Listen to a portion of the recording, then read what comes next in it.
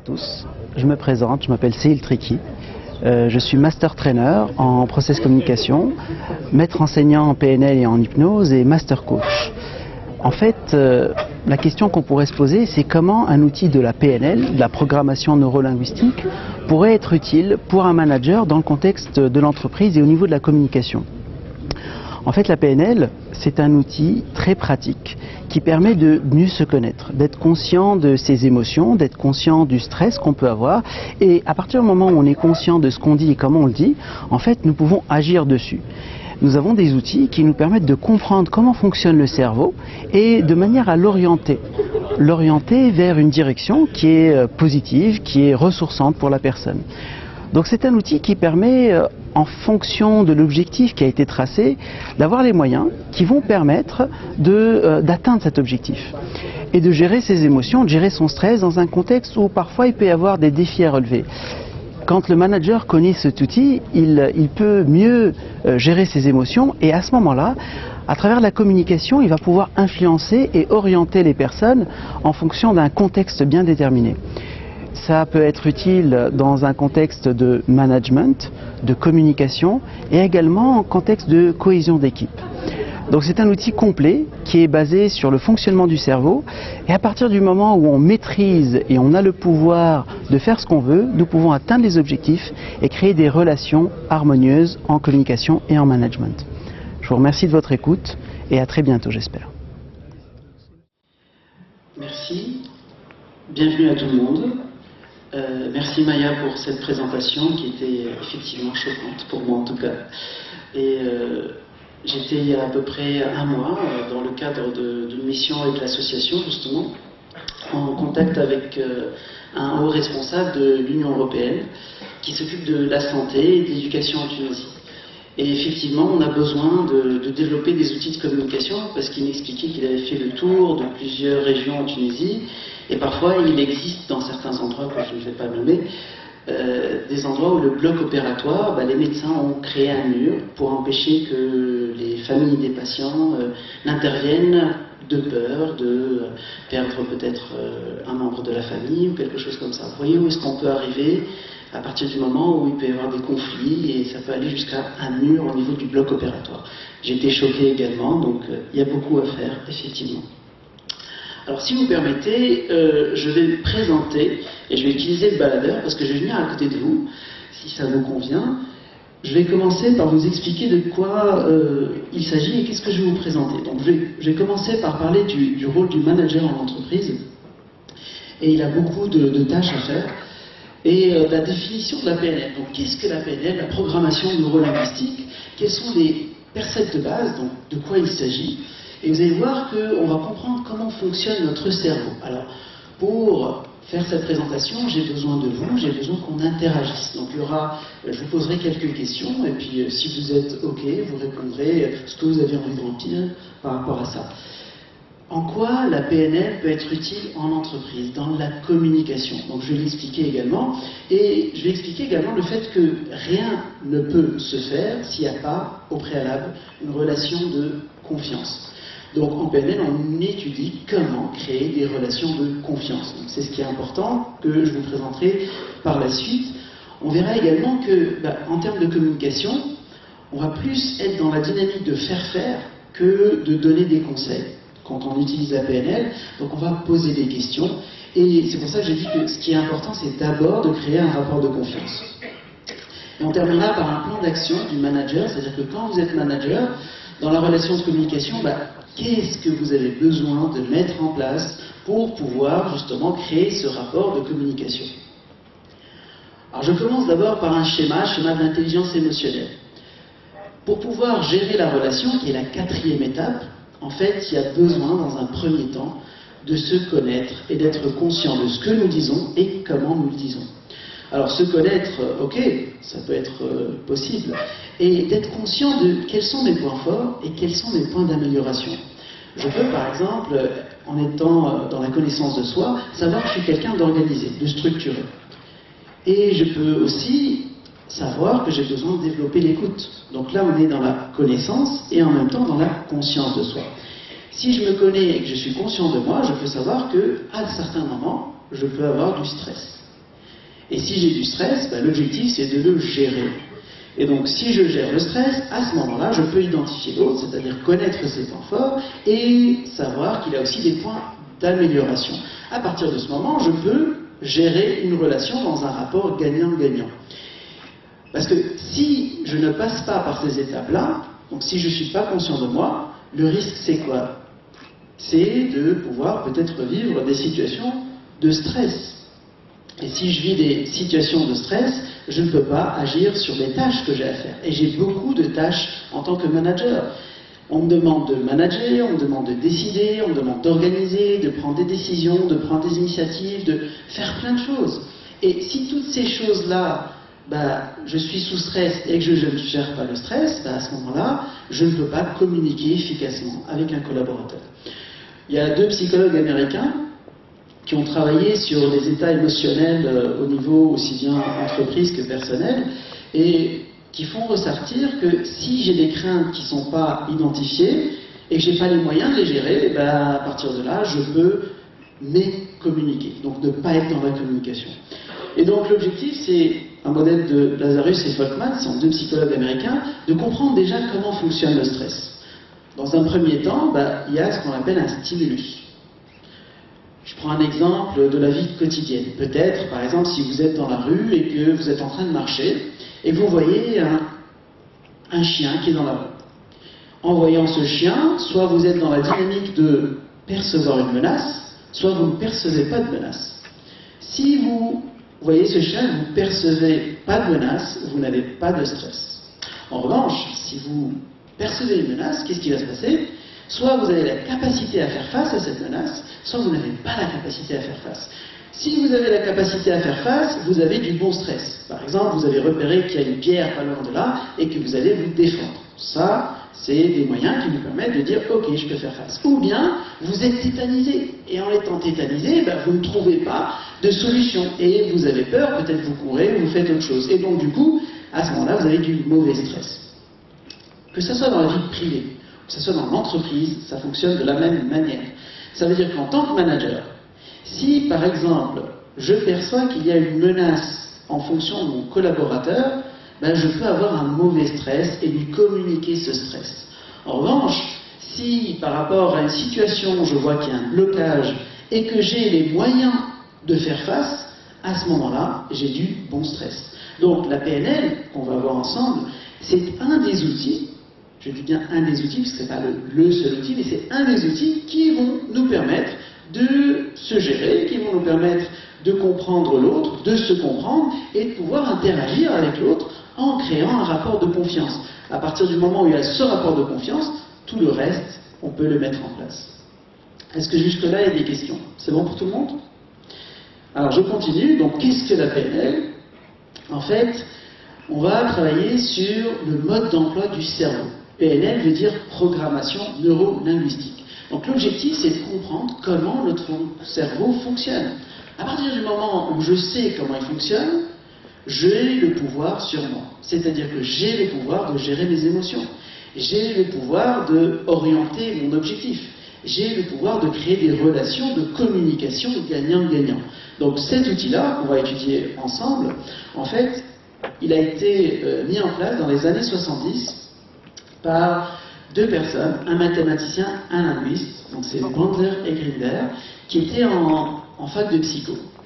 Et en fac de psycho, ils se sont aperçus qu'on a beaucoup de réponses concernant le pourquoi. Pourquoi l'être humain il est comme ça. Et que c'était très intéressant. Et eux, leur objectif, c'était d'aller vers le comment. C'est-à-dire que, ok, on a tous ces éléments-là, mais comment on peut trouver des solutions? Comment on peut amener une relation de communication gagnant-gagnant? Et ils vont, à ce moment-là, en dehors de l'université, aller retrouver 3 thérapeutes de génie. Une première personne qui s'appelle Virginia Satir, qui est une thérapeute qui s'occupe de tout ce qui est relations, thérapie familiale, comment créer des relations de communication harmonieuses entre les familles et créer ce qu'on appelle l'homéostasie, c'est-à-dire l'équilibre dans les relations. Et il modélise cette personne-là. En modélisant cette personne-là, en fait, il voit tout ce que la personne fait de bien.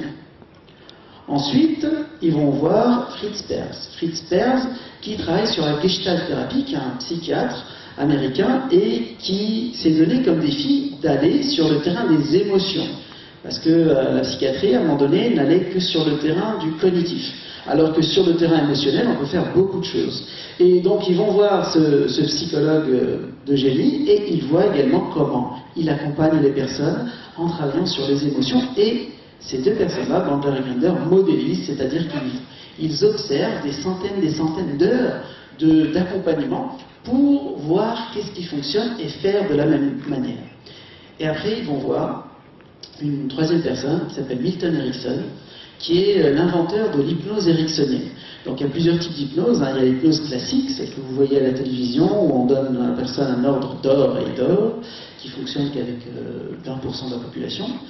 Milton Erickson, son génie à lui, qui était psychiatre, a mis en place cette hypnose-là en disant « je vais donner le choix aux personnes de faire ce qu'elles veulent ». Et in fine, c'est la personne qui fait. Donc c'est la personne qui a le pouvoir de faire du changement en créant une relation de communication entre le conscient et l'inconscient. Et donc l'hypnose ericksonienne est très connue au niveau mondial et très utilisée. Bandler et Grinder donc modélisent ces trois personnes et mettent en place cette méthode qu'on appelle la PNL, la programmation neurolinguistique, qui se base sur plusieurs aspects, 4 principaux, qui sont prise en considération des perceptions. Nous n'avons pas la même perception d'une personne à une autre. Donc l'objectif, c'est d'identifier les perceptions de chacun, comment, on va le voir en étant à l'écoute, en l'observant, et de l'autre côté, de travailler sur ce qu'on appelle le savoir-être. Donc être conscient de ce que je dis et comment je le dis, à travers aussi bien les processus internes, les filtres que l'on a dans notre cerveau et la direction qu'on veut amener à notre cerveau. Et c'est un outil de communication, puisque dans l'hypnose ericksonienne, on va l'utiliser comme outil d'influence, outil de communication. Aussi bien quand j'enseigne en France, j'ai plus de thérapeutes qui font ce type de formation. En Tunisie, j'ai plus de DRH, de directeurs généraux d'entreprise. J'ai aussi des psychiatres, des thérapeutes, des médecins qui font ce type de formation et qui vont l'utiliser dans leur domaine, souvent dans un domaine de communication. Également, la PNL va nous servir d'outil d'apprentissage. Donc quand on utilise la PNL, en fait, nous apprenons tout le temps sur nous, sur les autres, sur notre environnement. Donc ça nous pousse à nous remettre en question, ça nous pousse à être dans la dynamique de prendre conscience de ce que dit la personne, d'écouter, de reformuler et d'accompagner dans cet apprentissage continu. Donc dans l'apprentissage, en fait, il y a plusieurs niveaux. Premier niveau, c'est incompétence inconsciente, qui est « je ne sais pas que je ne sais pas ». Donc tout outil nouveau, toute méthode, même toute langue, quand je vous demande est-ce que vous savez parler le chinois, qui c'est qui parlait le chinois ici? Non, personne. Alors, à partir du moment où je vous pose la question, vous prenez conscience que vous ne savez pas parler chinois. Mais avant, il y a l'étape qui est inconsciemment incompétent. Je ne sais pas que je ne sais pas. La deuxième étape, c'est consciemment incompétent. C'est-à-dire que quand je vous pose la question, vous prenez conscience que vous ne savez pas. Troisième étape, qui prend plus de temps dans l'apprentissage, c'est consciemment compétent, c'est-à-dire que je mets en place des outils, je mets en place une méthodologie, et je suis conscient que je suis en train de faire quelque chose de nouveau. Donc ça prend du temps, parce qu'il y a la partie consciente qui est mise en avant. Dernière étape, plus je pratique, ça peut être une langue, ça peut être conduire, la voiture, plus ça devient un réflexe. Et nous, on appelle ça la compétence inconsciente. Donc dans tous les apprentissages, quand on est manager et qu'on va apprendre à un collaborateur une tâche nouvelle, ça passe par ces étapes-là. Ça passe par, d'abord, il ne sait pas qu'il ne sait pas. Après, il prend conscience qu'il ne sait pas. Après, petit à petit, il pratique, et dans cette pratique-là, il fait des erreurs. Et en PNL, on est en mode, il n'y a pas d'erreur, il y a que du feedback. Ça veut dire qu'on tolère qu'une personne puisse se tromper. L'objectif, c'est pas qu'elle se trompe. L'objectif, c'est qu'elle apprenne de ses erreurs. C'est ça l'intérêt. Et donc, on va être plutôt permissif en PNL en disant, c'est ok de se tromper, juste, qu'est-ce que tu as appris de cette erreur? Et dernière étape, c'est, plus je vais répéter, puis ça va devenir un réflexe. Et c'est en cela que ça peut aider le manager, dans le sens où il va déléguer au collaborateur et le rendre responsable et autonome. C'est ça qui est intéressant avec la PNL, quand on fait par exemple le cursus de manager coach. Alors, si je parle des perceptions, et je vous ai demandé, je vais avoir besoin de vous, est-ce que certaines personnes peuvent me dire qu'est-ce que vous voyez en termes de perception? Une femme, une vieille femme. Qui dans la salle voit une vieille femme? À part madame. Oui, ok, ok, d'accord, ok. Et qui voit une jeune dame? Ok, plus de personnes voient de jeunes dames. Ok. Alors, vous allez voir, en PNL, on n'est pas dans le pourquoi. On n'est pas dans ah, si vous voyez une vieille dame, ça veut dire que, si vous voyez une jeune dame, ça veut dire que. On n'est pas dans l'analyse, hein, c'est pas le champ de la psychanalyse, on est plutôt dans les perceptions et d'une manière factuelle, à quoi ça nous sert. Donc, si vous voyez une vieille dame, les personnes qui voient une vieille dame, en fait, c'est les personnes qui vont voir le fait que là, ici, on est sur l'œil de la vieille dame, et là, on est sur le nez de la vieille dame, et là, on est sur le menton de la vieille dame, et là, on est sur la bouche de la vieille dame, avec sa chevelure et un genre de chapeau. Pour les personnes qui voient une jeune dame, en fait, c'est ce qui était l'œil de la vieille dame devient l'oreille de la jeune dame, et là, c'est son autre œil, et la direction de son regard qui va là, avec son nez, et on la regarde plutôt de 3/4, comme si elle regardait vers l'écran. Et ce qui était la bouche de la vieille dame devient le collier de la jeune dame. Donc en fait, ce qu'on voit en PNL, in fine, si vous voyez, il n'y a ni vieille dame ni jeune dame, il y a toute une série de traits. Mais notre cerveau va interpréter soit d'un côté, soit de l'autre. C'est ça qui est intéressant à voir. Et l'objectif, c'est de connaître le fonctionnement du cerveau. Alors là, c'est pas très visible, donc je vais en parler. En fait, ici, nous avons ce qu'on appelle la réalité qui est en face de nous, la réalité de notre environnement. Alors ça peut être vieille dame, ça peut être jeune dame, ou ça peut être, par exemple, un mot que vous entendez. Si, par exemple, je vous dis le mot liberté, comme ça, spontanément, à quoi vous pensez? Liberté. Comment? Persévérance. C'est ça? Dominance. Ok. Qui d'autre? Liberté. Révolution? Ok. Quoi d'autre? Autonomie. La nature. Quoi d'autre? En fait, si je faisais tout un tour de table, il y aurait probablement autant de réponses que de personnes. Et ça, c'est ce que l'on va s'intéresser en PNL, c'est à la structure subjective de l'individu. Ça veut dire qu'on ne va pas aller sur les règles générales, on va aller sur vous pour vous, cela signifie quoi. Et donc du coup, ce que l'on étudie quand on travaille au niveau du cerveau, c'est de voir le fonctionnement qui est... Il y a une réalité, par exemple, vieille dame, jeune dame, il y a un dessin, et en fait, ça va passer par plusieurs filtres. Il y a un filtre neurologique, il y a un filtre socio-culturel, il y a un filtre individuel, et donc, il va y avoir une altération de la réalité. Culturellement, les relations sont différentes à l'étranger, en Tunisie, dans les pays arabes, dans les pays occidentaux, etc. Donc ça va influencer dans la communication. Et le manager a besoin de savoir que le côté neurologique va être important. Par exemple, les personnes qui sont plutôt daltoniens ne vont pas voir la différence entre le rouge et le vert. Il y a des personnes qui ont besoin de développer la vue. Il y a des personnes où nous ne voyons pas l'ultraviolet et nous n'entendons pas les ultrasons. Donc au niveau neurologique, nous sommes limités. Également, au niveau socioculturel, c'est à prendre en considération dans la communication que je vais parler le langage de mon collaborateur. Si je ne parle pas le langage de mon collaborateur, eh bien, qu'est-ce qui va se passer? Il va y avoir une mécommunication. On verra dans les règles de la reformulation. Et donc, à partir du moment où je sais qu'il y a des filtres, donc je vais être à l'écoute que la personne, quand elle prend la réalité, ce n'est pas la réalité tout à fait celle que je lui dis. C'est comment elle l'interprète. Et cette interprétation se fait aussi bien par les filtres que par les processus. Donc nous avons tous, au niveau du cerveau, 3 processus mentaux. Ces processus-là viennent pour nous aider à comprendre la réalité du monde. Donc on a un premier processus qu'on appelle la généralisation, qui est un processus mental qui va nous servir à apprendre.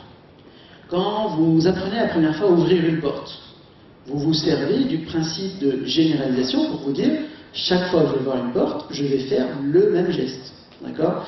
Ce qui amène l'avantage à un automatisme. C'est-à-dire que vous n'avez pas besoin, par exemple, si vous conduisez une voiture, et si je vous prête ma voiture, vous n'aurez pas besoin de réapprendre à conduire. Déjà, vous savez conduire. Donc, ce processus-là s'appelle la généralisation. Cette généralisation-là, elle est très utile à partir du moment où je répète en tant que manager, je fais faire à la personne plusieurs fois pour que la personne, justement, intègre cette généralisation et que ça devienne un réflexe. Au niveau de la sélection, tout ce que je suis en train de dire et tout ce que vous allez écouter entre aujourd'hui, demain et après-demain, à un moment donné, il y a des choses que vous allez retenir et il y a des choses que vous n'allez pas retenir. D'accord? Et ça, c'est normal. Le cerveau fait ça pour gagner en énergie. C'est pas possible de tout retenir. Ce n'est pas possible de tout retenir aussi bien au niveau auditif qu'au niveau visuel, qu'au niveau sensoriel. Okay? Par exemple, est-ce que là, vous êtes conscient, pour les personnes qui portent des lunettes, d'avoir des lunettes sur les yeux? Oui, maintenant que je le dis. Mais sinon, c'est quelque chose que vous avez en tête, même les autres. Vous êtes conscient d'avoir des habits? Oui, maintenant que je le dis. Mais du coup, c'est quelque chose qui passe en termes d'audition, c'est-à-dire que le cerveau sélectionne, je ne suis pas obligé de tout retenir, pour faire l'économie de l'énergie. Donc, ça, c'est un fonctionnement cérébral. Au niveau de la distorsion, c'est notre capacité à imaginer. C'est notre capacité à nous projeter dans l'avenir. Et donc, plus je vais imaginer quelque chose, et c'est ce qu'on va utiliser en management, en communication, je vais faire visualiser la réussite à la personne, plus, en la voyant, même en l'imaginant, même si c'est virtuel, la personne va aller vers cette direction-là. Et donc, elle va pouvoir satisfaire son objectif, soit de création de relations, soit d'atteinte d'objectifs, soit autre chose. Tous ces processus-là, en fait, ils ont leurs avantages et ils ont également leurs inconvénients. Si je parle de la généralisation, d'après vous, c'est quoi l'inconvénient de la généralisation? Il y a toujours des exceptions. Ouais, exceptions. Ok. C'est-à-dire? Par exemple, si on conduit une voiture, pas nécessairement on va arriver à conduire une autre. Tout à fait, je suis d'accord.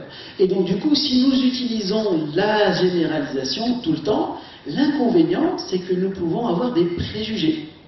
Donc l'aspect négatif de la généralisation, c'est quoi? C'est d'avoir des préjugés. Par exemple, un collaborateur qui arrive en retard 2 fois, je vais en tant que manager dire, de toute façon, lui, il arrivera toujours en retard. Donc je vais le juger négativement. En faisant quoi? En utilisant le processus de généralisation. Donc le processus de sélection, également, il peut avoir un inconvénient qui est que si j'ai besoin, je ne sais pas si ça vous est déjà arrivé, de chercher vos clés, elles sont devant vous et vous ne les trouvez pas. Ça arrive, hein? Ça, c'est un processus de sélection. Vous oubliez quelque chose qui est important, vous en avez besoin, mais vous l'oubliez. Également, la sélection peut avoir un inconvénient de ne pas avoir accès à l'information tout de suite, qu'elle soit visuelle, auditive ou autre. Et la distorsion, c'est-à-dire l'imagination, l'inconvénient, si je ne sais pas l'utiliser, je peux, par exemple, me projeter négativement en disant, cette année, par exemple, en Tunisie, ou depuis quelque temps, ça va mal.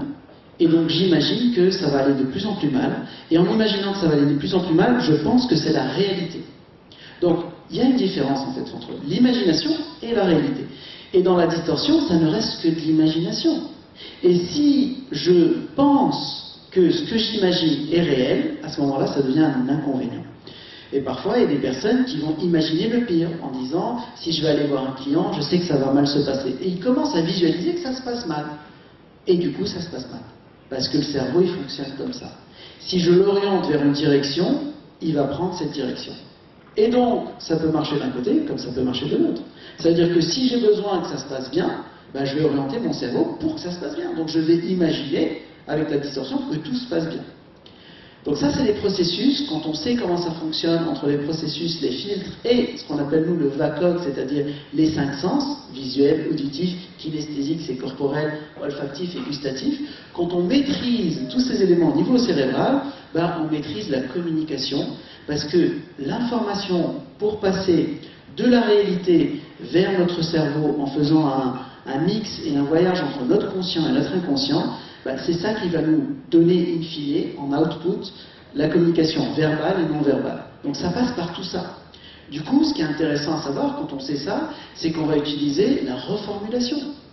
Par exemple, la reformulation qui est reprendre l'idée de l'autre, qui est reprendre la pensée de l'autre. Et en faisant ça, je vais me parler le même langage de l'autre, donc créer une relation de confiance parmi ces outils-là. Alors, comme je disais, nous filtrons la réalité, et en quoi ça nous sert de filtrer la réalité? C'est de pouvoir justement identifier quel est le langage de mon collaborateur si je suis manager.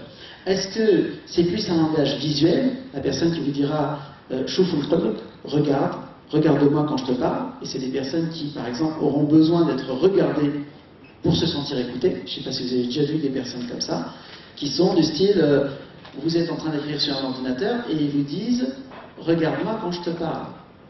Parce que les personnes qui sont visuelles ont besoin de ce contact visuel.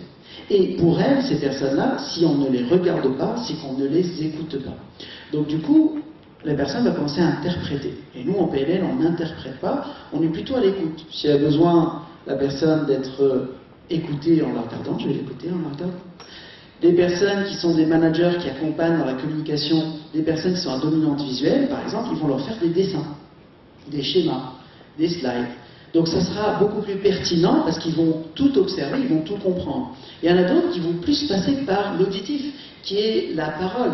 Donc pour comprendre la communication, ils auront plus besoin d'échanger, de donner un avis, d'être à l'écoute, parce qu'ils auront un canal préférentiel qui est au niveau de l'audition. Et il y en a d'autres qui diront tout ça c'est très intéressant, mais moi, si ce n'est pas, je ne pratique pas, si je n'ai pas d'exemple concret, je n'en fais rien du tout, je ne comprends pas ce que tu me dis. Donc, nous allons, en PNL, être à l'écoute du langage du collaborateur pour dire, ok, si la personne utilise un vocabulaire en mode visuel, ben, je vais plutôt orienter avec des exemples visuels. Si elle est plutôt auditive, je vais la solliciter. Si elle est plutôt kinesthésique, c'est-à-dire dans le toucher, dans l'action, je vais lui donner des exercices à faire.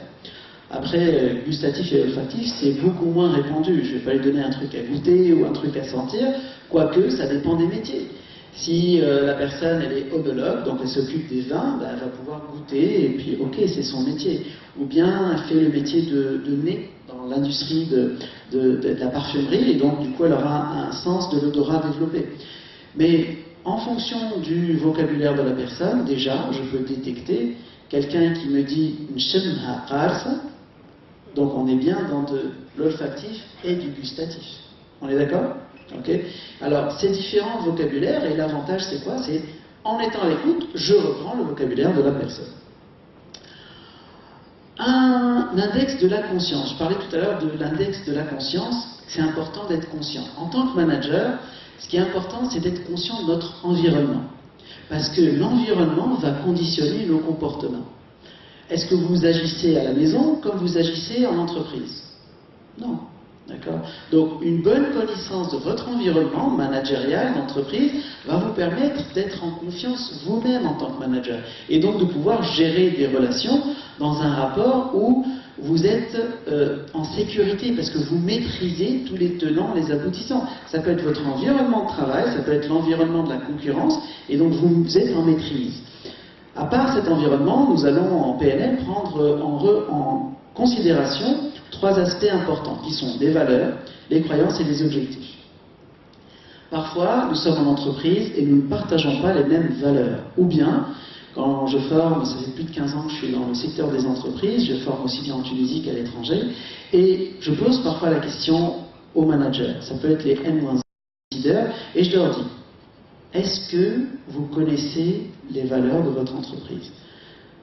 Parfois, il y a des personnes qui ne connaissent pas les valeurs de leur entreprise. Et en ne connaissant pas les valeurs de l'entreprise, il y a quelque chose qui manque et est très important, parce que les valeurs, en fait, c'est ce qui va nous rapprocher.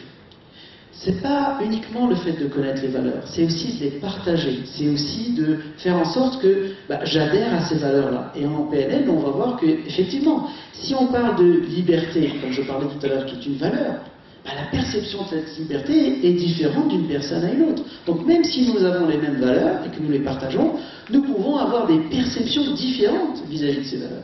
Donc on prend en considération, puisqu'on s'intéresse à la structure subjective. Il y a également un deuxième point qu'on va prendre en considération qui sont les croyances. En PNL, nous allons détecter ce qu'on appelle les croyances limitantes, qui sont par exemple, je sais qu'aujourd'hui j'ai passé une mauvaise semaine. Je sais qu'avec un tel, ça ne marchera pas. Vous connaissez des personnes comme ça? Qui parlent comme ça?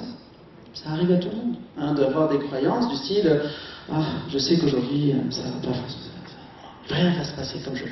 Ou bien, avec un tel, je sais que c'est obligé, ça ne marche pas. Et ça, on appelle ça des croyances.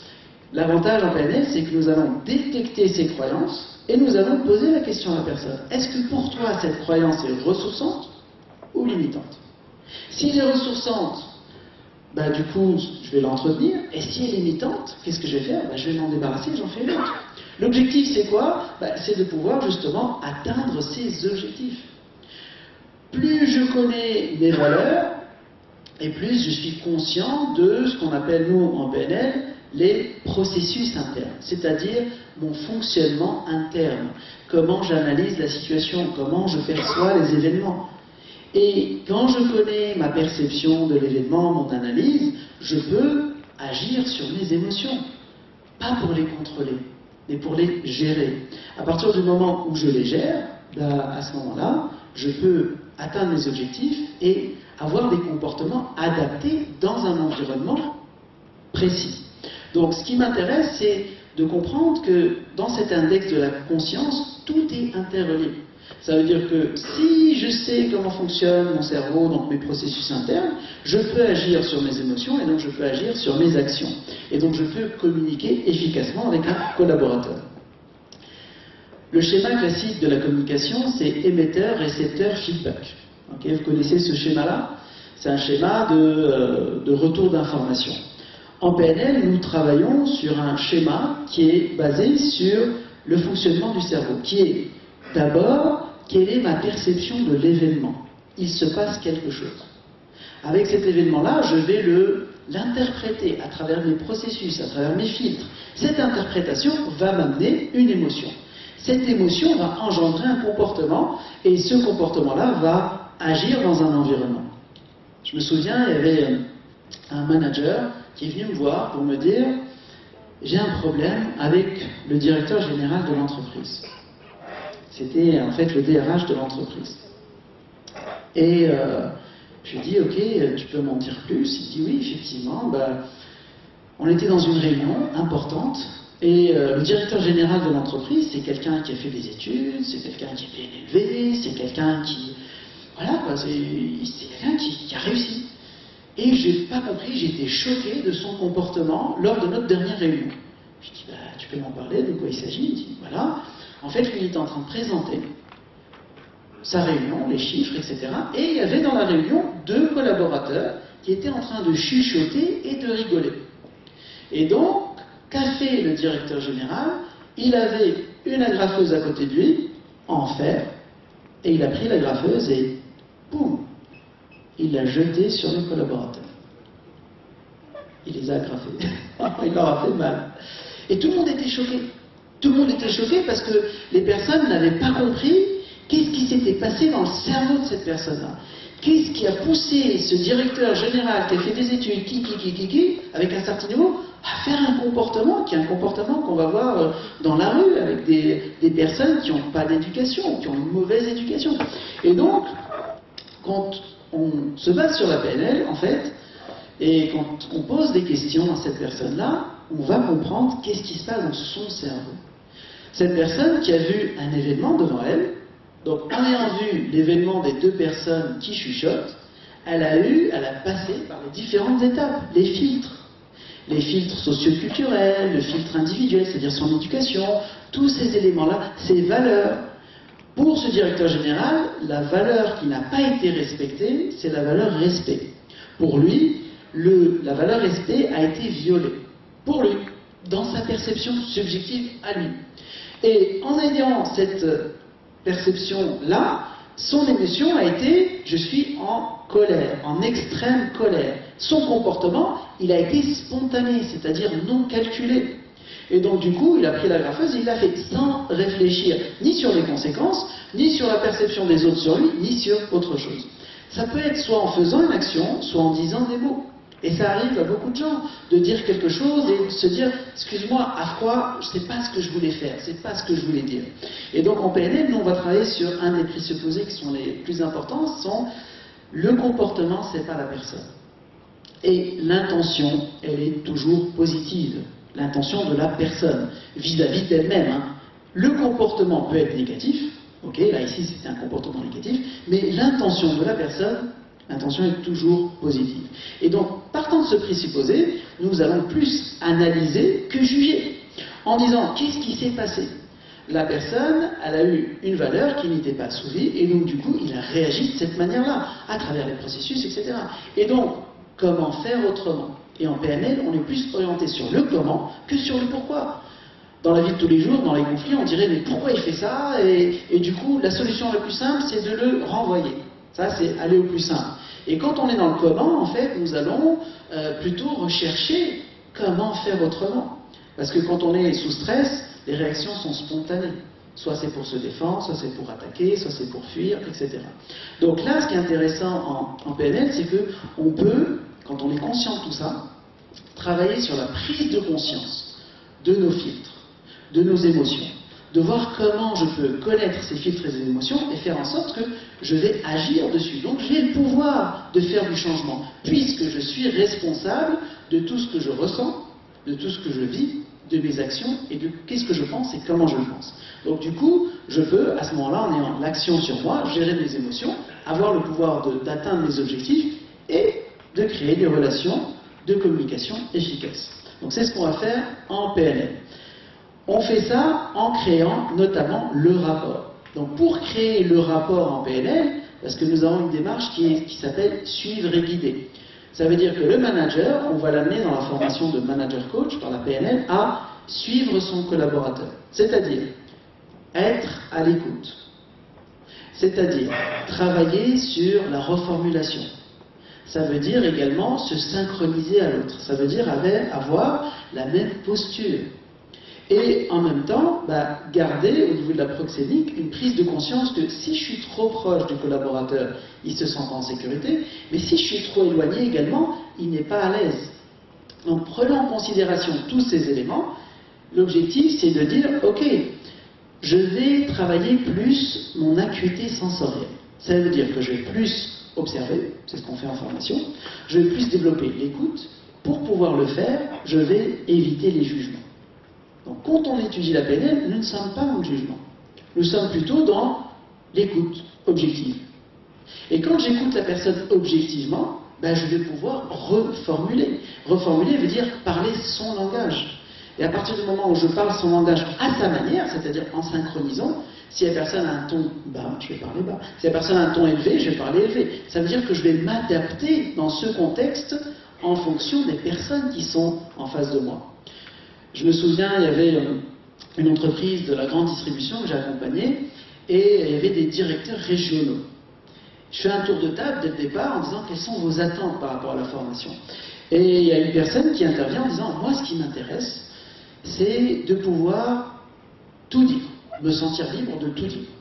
Et puis une autre personne qui lui répond ok, dis tout et moi je vais tout répéter. Donc du coup en termes de confiance déjà ça casse la confiance. Et dans un premier temps, je parlais avec ces directeurs régionaux comme je suis en train de vous parler, d'une manière calme et posée. Et en fait, en les écoutant, je me suis aperçu que la culture de cette entreprise, c'est la culture du fort. Ça veut dire que pour eux, pour faire confiance, ils ont besoin que la personne, l'interlocuteur, parle un langage de force. Pas d'attaque, mais de force. Donc du coup, j'ai adapté mon langage. Et j'ai, pendant à peu près une demi-journée, la première demi-journée, parlé avec une voix très élevée de cette manière-là, en disant c'est très important de communiquer comme ça. Alors moi j'avais mal à la tête à la fin de la journée, mais eux, pour eux, ils étaient en mode « Ah, ils parlent comme nous !» Donc du coup, comme ils parlent comme nous, donc ils se sont adaptés, ils ont parlé comme je parle comme ça. Et en fin de formation, ils étaient posés. Et c'était la demande de la direction générale. C'était que ce soit des personnes qui soient posées et qui arrêtent de faire le travail des directeurs de magasins et qui soient plus dans une dynamique de délégation à travers des outils de communication. Et donc ça passe dans un premier temps par créer un rapport de confiance. Plus je crée un rapport de confiance à travers la calibration, la synchronisation, c'est-à-dire faire comme l'autre, la reformulation, parler comme l'autre et respecter cet environnement, plus la communication se fait. Donc, nous allons travailler en PNL à travers plusieurs éléments. Première chose, nous créons le rapport, un rapport de confiance. Deuxième chose, en développant l'écoute, je vais pouvoir répondre aux besoins de mon collaborateur. Et en tant que manager, je suis plus dans la démarche de faire, c'est-à-dire déléguer, que de faire moi à la place du collaborateur.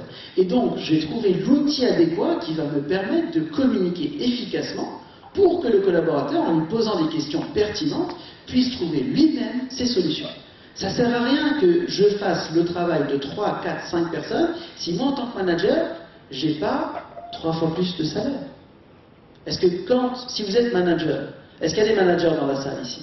Qui est manager dans la salle? Ok, quelques personnes, d'accord. En tant que manager, si vous gérez une équipe et que vous faites le travail de l'équipe, est-ce que vous avez leur salaire? Oui? Non? Ben non. Vous n'avez pas le salaire.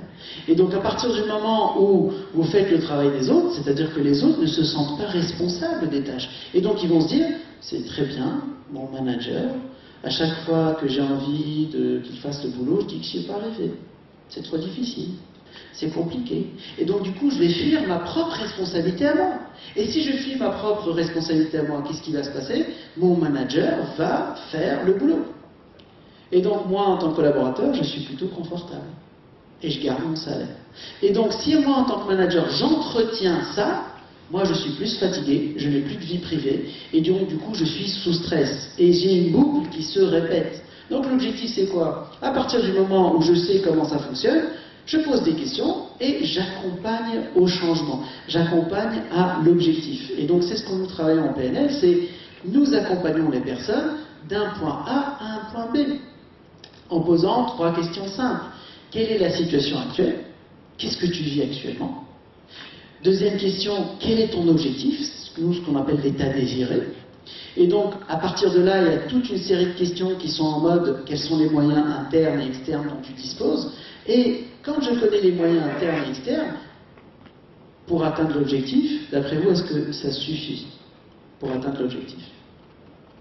Si je connais le point de départ et le point d'arrivée, et que je connais les moyens, est-ce que c'est suffisant pour atteindre l'objectif? Non. Qu'est-ce qui manque?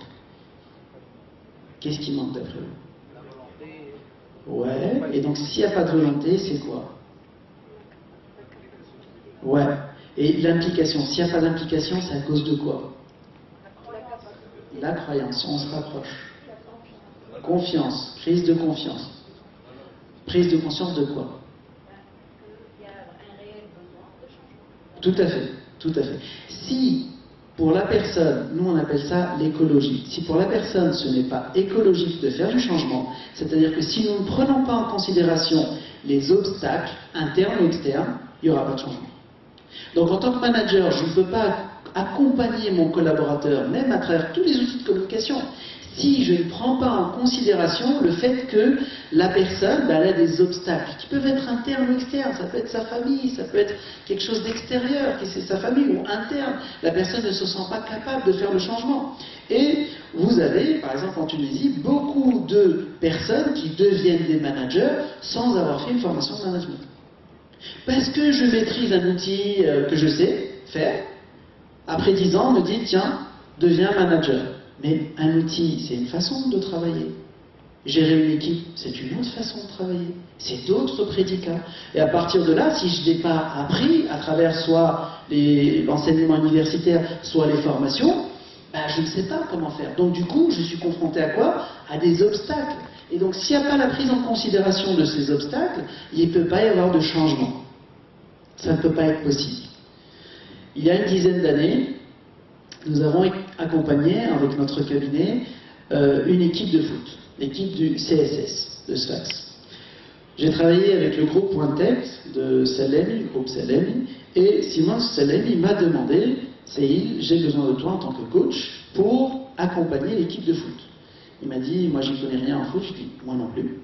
Mais en tant que coach, nous accompagnons des experts.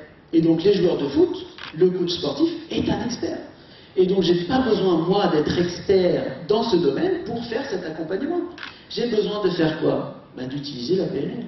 Créer un rapport de confiance, poser des questions, responsabiliser, permettre aux personnes au niveau mental de gérer le stress, et c'est ce qui s'est passé.